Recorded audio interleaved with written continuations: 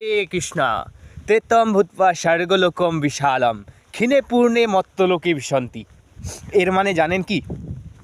তো ভগবদ্গীতাতে ভগবান বলছে যে এই যে জগতে আমরা যে আছি, ঠিক আছে, আমরা স্বর্গ করতে আছি, ঠিক আছে, তেতম ভূতপা স্বর্গলোকম বিশালম, সেখানে বিশাল সুখ আছে, কিন্তু বলছে যখন আমাদের পুণ্যের ফল শেষ হয়ে যাবে তখন কি হবে?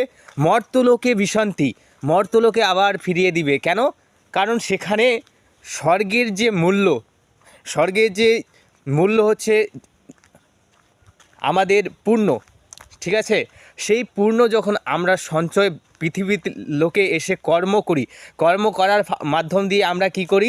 যে কর্ম সঞ্চয় করি, সঞ্চয় করে সেই ভালো পুণ্য কর্মের ফল আমরা দেবতাদেরকে প্রদান করি। তো দেবতাদেরকে প্রদান করার ফলে কী হয়? যে আমাদের যে স্বর্গের যে সুখ, সেই সুখ আমরা পেয়ে থাকি। কেন?